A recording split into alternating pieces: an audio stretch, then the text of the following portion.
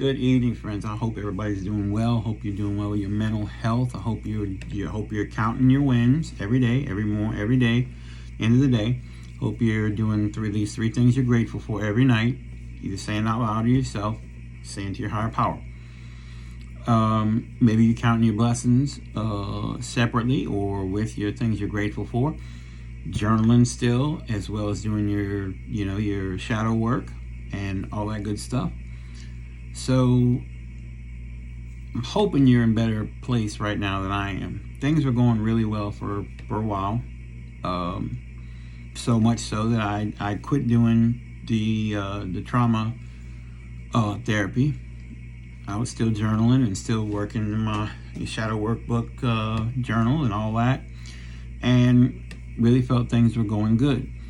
I'd said that I had gotten engaged, and it was rather quickly. It was not a rebound situation because of the previous relationship that I was in for 3 years. It ended in March. It wasn't. I wanted that relationship to work more than anything in this world. Still have feelings for that person. That'll never change. It's kind of like when you have kids with somebody, you still always have feelings for that person. That'll never change for this person. It won't. It is what it is. And, went through my intensive group therapy with that, got engaged, didn't think I'd find anybody else, and found somebody, felt this connection, felt this attraction, this pull to. Wasn't a rebound situation. It wasn't. It was a legitimate, actual feeling on some deep level. And I thought they felt it as well. And so I did a horrible fucking stupid thing. As always, I try to help people. I have this habit of wanting to fix every bird's broken wing and helping them to be able to fly. And so this person I met was into the spiritual stuff they claimed, and they were looking for friendship, and I said okay. And so some shit happened, and they were supposedly going to be homeless, and I said, look, you can stay, because the weather was supposed to be bad that weekend. I said, you can stay just a weekend, and you got to go. And the fiance at the time was working out of town, and I really didn't think, I'm just helping this person, trying to help this person. And so pretty sure from everything I felt after this incident with this person that I was drugged. And when I came to or woke up, they had taken my debit card, and they took a bunch of jewelry that I had from my grandmother. She took some clothes that my mom had sent over here for the fiance at the time. And so I got the police involved, and immediately started calling family and all them to let them know what had transpired. And once again, I disappointed disappointed everybody. Believe me, nobody can be as hard on me in this situation as me. Nobody. I beat myself up over this, and still doing it. I'm still feel horribly ashamed and horribly guilty for what I did. And so I've apologized till I'm blue in the face, and I'm refused to apologize anymore for it. I'm not going to live my life in the shadow of trying to apologize for something I've apologized for. It's over, it's done with, the consequences have happened. And so now, like I said, the police are involved and all that. Don't know what's happened with that, because that was like 2.5 weeks ago, I think, something like that.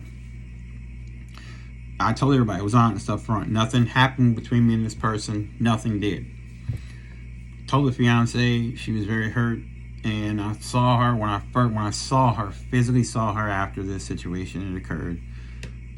I always say when I do these stupid ass things like this, that I'll never do it again. I'm never doing it again. And I got my face rubbed in it, this time from people saying that stuff, and I never really put two and two together. I didn't realize how much danger I put myself in by allowing this person to come here. Not to mention how much I really hurt this person I was engaged to. That I betrayed her trust. I really hurt her. I didn't realize that until I could feel her energy and see it in her eyes when I physically was there to talk with her about it. She knew over, I think email or whatever I sent her on. I think it was email.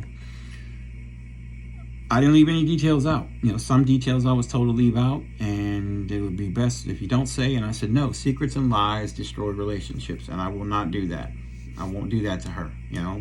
Anybody I'm ever with, if something looks shady, if I'm pulled to the side in a store by a female and it looks shady, you bet your ass when I get home or I get an opportunity, the person I'm involved with, I'm going to tell them.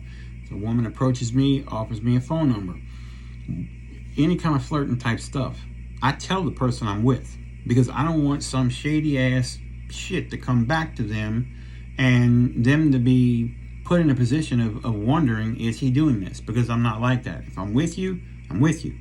If, and I expect the same. So, she told me she accepted it, but don't ever do it again. You do it again, I'm gone. Totally understand. So for the next few days, I was kind of run through the ringer on it. And then we had a fight, and she broke it off, or I broke it off. We broke it off. It's the best way to put it. We both mutually, at that point, angrily, mutually agreed, boom, you were done. And so later that night, it was a weird, almost like movie type way, but we ended up, it was crazy. It was cool and crazy at the same time, but we ended up making amends, and we were together, and I really felt this barrier that was between both of us from the start. I felt it break. I felt her soften towards me in a very different way, a way that I hadn't felt from somebody like in a very long time. And I felt like I could finally let her in. And I started doing that, Time went on, and then, the storm hit, the hurricane hit, and we were here, and we were having some deep conversations. I met some of her family members. I didn't feel like a secret anymore. Still felt like a secret to a degree, but didn't feel as much like a secret. I really felt things were moving along great. And then Friday the 13th hit, and some just fucked up shit happened. We were at a location together, and next thing I know, she disappears, and 4.5 hours later, I come home from that location, waiting on her, not knowing where she's at, what's going on. Come home, and she had come back home and took all her clothes, took some jewelry that I'd given her, and it just really is a bad situation. I haven't heard from her since then. I've been blocked on social media and all that, and it's fine. It is what it is. I hate it. I'm not going to spend the rest of my life apologizing for something, though, I can tell you. And if that was the case of what drove her to do it, the last time I was saying sorry, but you accept the apology. You told my mother you did too. So anyway, I didn't realize that this had affected my mom as bad as it did. I didn't know that my mom had really opened herself up to this person like she had, and really truly accepted her as deeply as she had. I mean, she accepted her as a daughter. She finally felt like she had a daughter, not to replace my sister who had passed, but she felt like she had another daughter finally. Somebody right here next to her, living next to her, that she could maybe do things with. She saw a future for her and this individual as well. And that's gone. My mom's trust is destroyed. My mom is just devastated. So I went over yesterday and really talked to her, and I really could see and felt it. She'd been crying and still pretty messed up over it. So get up this morning, and I call her at like 10 o'clock when I want to finally wake up, and after being going to bed at like 6, something like that, and called her at 10, and she was like, was going to the hospital. And I said, who are you going to see in the hospital? And she said she was going to the hospital. So I end up taking her to the hospital, going with her to the hospital, and she's got fluid all in her body. She's like bad. It's like she swallowed almost like 3 basketballs. Her stomach's so swole with fluid, and it's fluid now in her heart. She's in like congestive heart failure, they said. She's got her EKG that they did this morning came back abnormal. I don't know the blood work. I think she didn't really say about the blood work, but you can't tell her where her ankles start and where her feet begin. You can't tell her feet look like elephant feet because they're so swollen and just it's turning different, like purple and pink and all, and it's bad. She can't lay back flat because she feels like she's gonna choke to death.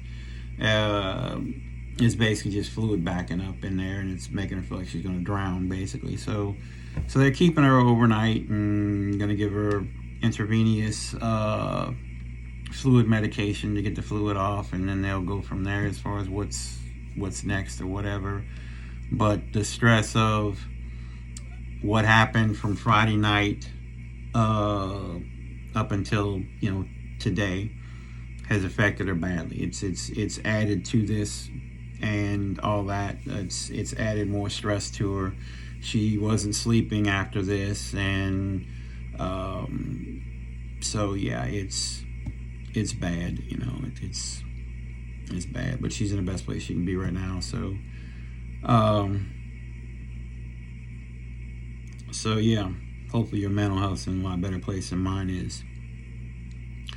So when you get in these kind of positions, where you try to help, look, here's the thing, guys. I know a lot of us out there want to help everybody. We can't do that. We have to come to this point where we say every bird out there with a broken wing, some of them, the wings are so broken that we're not supposed to intervene. We're not supposed to intervene. And if we really are being real about it, we really shouldn't go messing with a bird with a broken wing. We're not, unless you're trained to do that. And look, 99.9% of us aren't trained to do that. Just leave them. Don't go take them to the rehabilitator. Don't take them to your house to try to mend them till you get them to a rehabilitator or whatever. Don't do that. Just leave them. It's best just to leave them. And, it's unfortunate, but that's the way it is. It's not like, days gone by where you maybe could do that. Where maybe we were trained a little better to do that. We were more accepting and more trusting of people, but nowadays you can't do that. People nowadays they're not like the people who days gone by.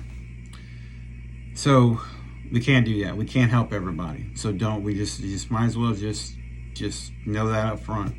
Know that when you help somebody and you do it recklessly, foolishly, that there is repercussions. And things can happen to you. And not only that, but things can happen to people around you that are close to you and that love you and care for you. So we've got to come to a point where we just stop doing that. Not everybody can be saved. Not everybody can be helped. And it's not our job to help them. Because if we look in the mirror, my God, we can see plenty there we need to help and fix on ourselves. So, yeah.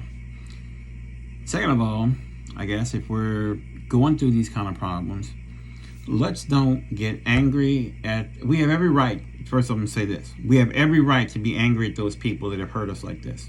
We have every right to want to hate them, to want to wish them harm, to want nothing but total destruction in their life for what they've done. But what does that gain you? What does that gain you at the end of the day? You get anxiety, you get high blood pressure, you get anger, this whole thing's a bunch of stuff that can happen. Not to mention, when you start doing that, you're putting that out there. That will come back on you.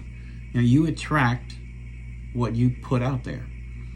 And look, don't even look for it, but what they've done to you is not going to go unaccounted for. It's not. It's probably not like this is the first time that they've done whatever they've done to you. You're the first person they've done that to. Someday, somehow, some way, it's going to come back and it's going to bite them in their ass. Don't look for it. Don't wish it on them. Don't even, I wish I want to see that. I want to hear about it. No, you don't want to. What good's it going to do you? There's no point in that. Love them from a distance. Think about why you got with them in the first place. You were attracted to them. There was a love there. Think about that. Think about the good times you had. Think about that. Don't think about what could have been, what should have been, what might have been, because evidently if you're going to be the only one to be thinking that, because if they wouldn't have done what they did if they thought that way.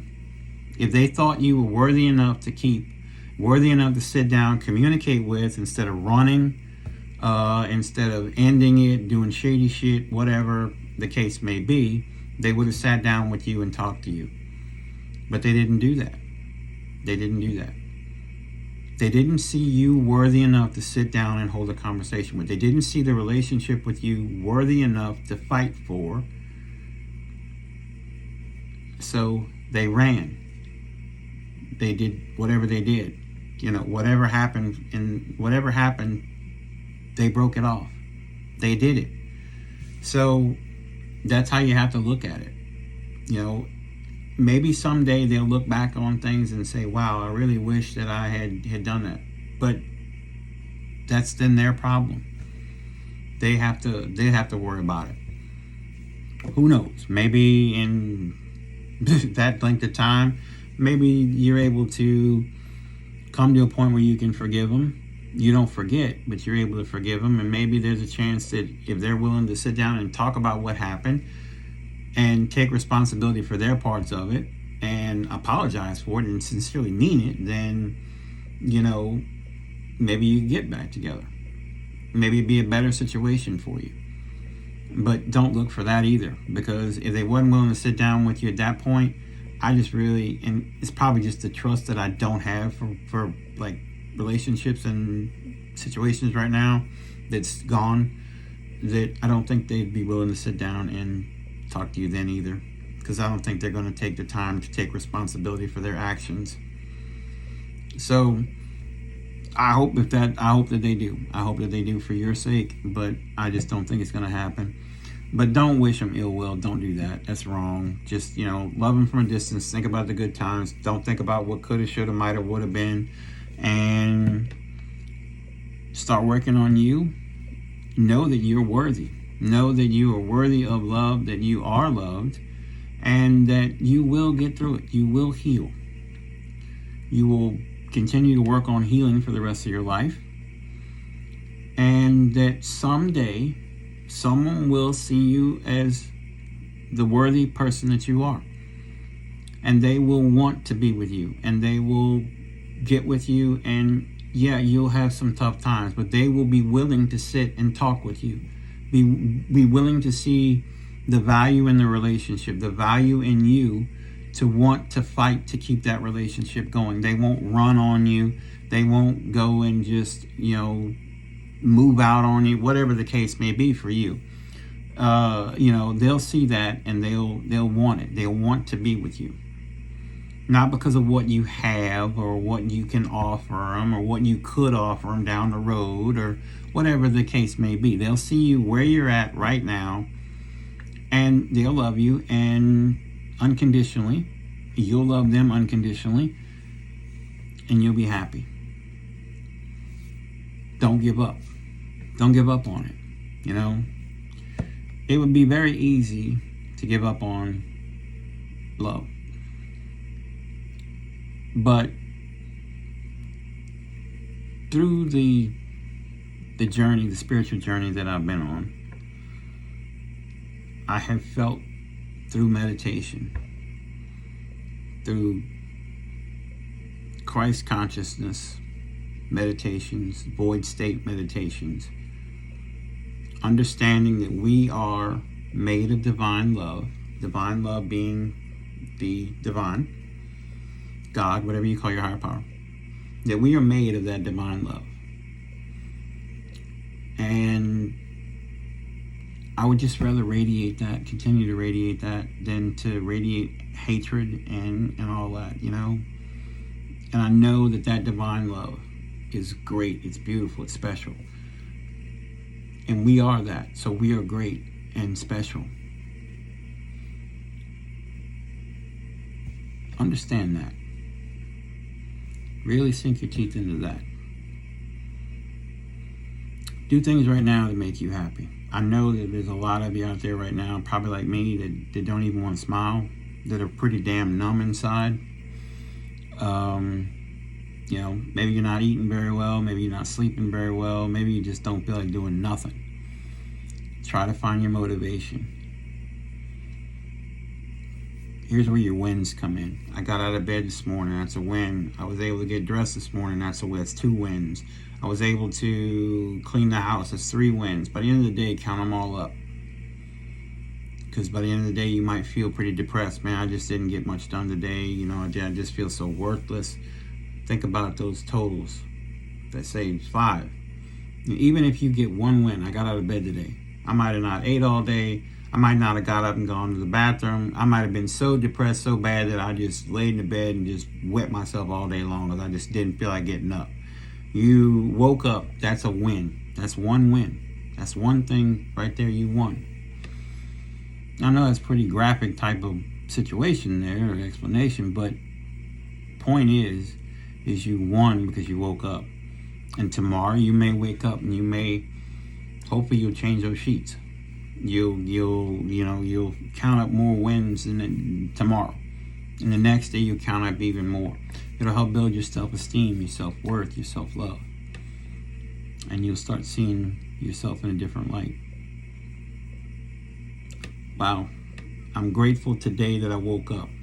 I'm grateful today that I didn't think about how bad my situations are right now. Today, I didn't think about them as much as I have been recently. I was able today to smile. I'm grateful for that. At least 3 things. The more you start practicing that gratitude life, that grateful life, your life will change. I promise you. I promise you. I promise you that. I think when we count our blessings, I feel blessed that even though the relationship I was in was horrible ending, I feel blessed that I met this person because this person showed me this, and this. I'm blessed today.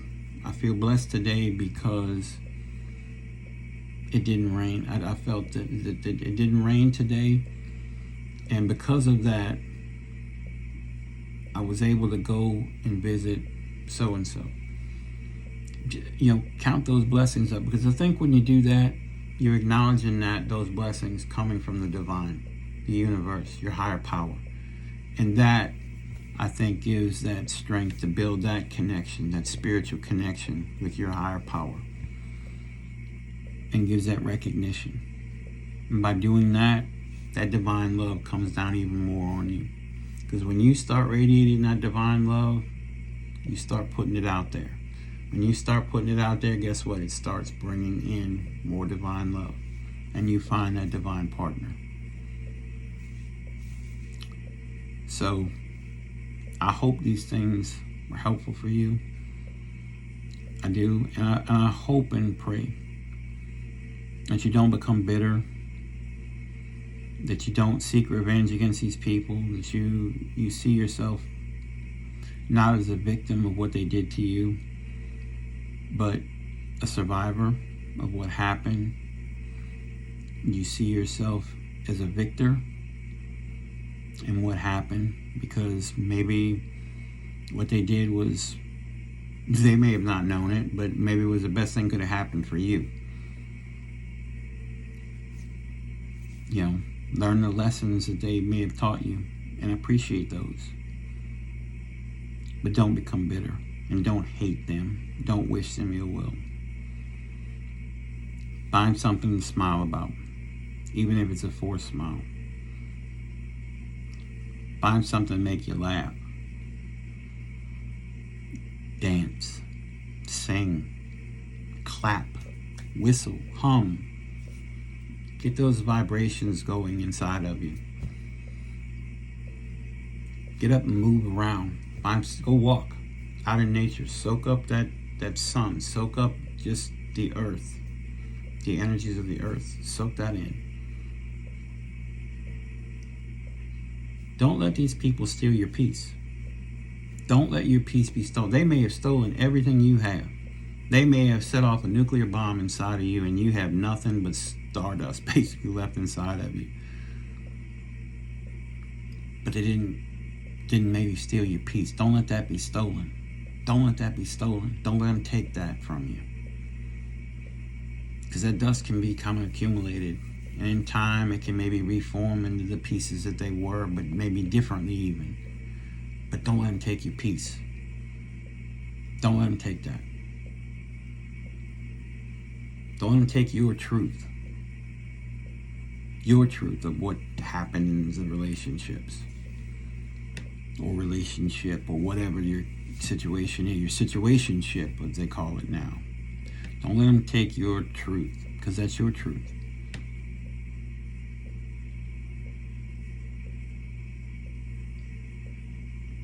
And don't feel sorry for yourself over this. Don't do that either, because that's going to take away your peace. And one last tip for you.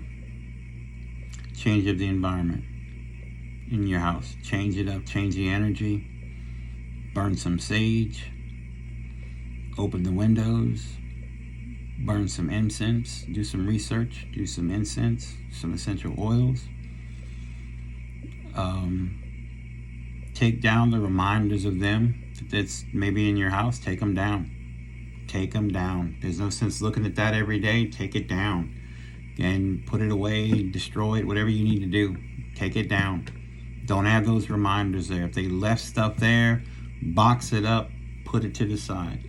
Don't throw it away. A lot of people say throw it away, but here's the problem. I'm only going to tell you what the police told me. If you throw it away, they can come back and try to say you destroyed their property, and then the next thing you know, you're in court and all that kind of stuff. So just hold on to it for about a year. They don't come back in a year, it's gone. You can get rid of it then. Try to find somebody that maybe try to give it back to them, try to give it to their family, something like that, but don't get rid of it. Keep it for about a year and then get rid of it after that.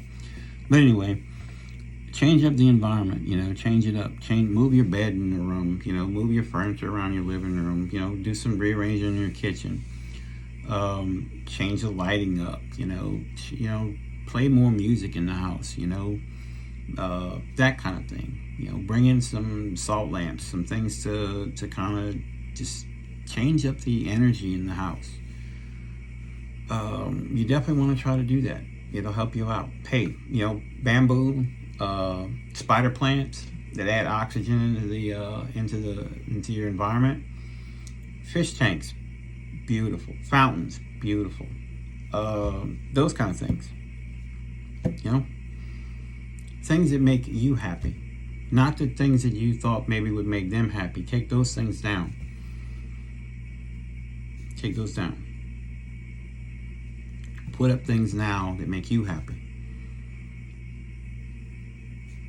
So I pray that you find the peace, your peace. And I pray that you find happiness again. And maybe these people that hurt you will see the error of their ways and maybe they'll change.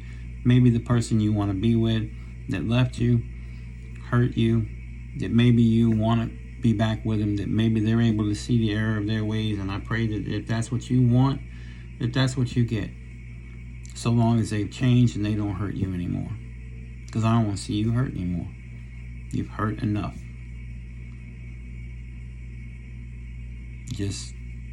I pray for your peace and your happiness. I do. And if you need to get the help because of the mental torment that they have put you through, the trauma that they have added to the trauma you had, the abuse you suffered at their hands, then please, I implore you to please go get the help you need. You are not weak. My friends, my male friends out there, fellas, you're not weak if you go and get help. You're not. It's a huge, huge step of strength to do that, to admit that you need the help. And there's help out there and wonderful help out there. I'm telling you. So seek the help if you need it. It will do you wonders. Wonders. So I know the next video I make on mental health is going to be better than this one. And so yeah. I'm going to be praying for all of you.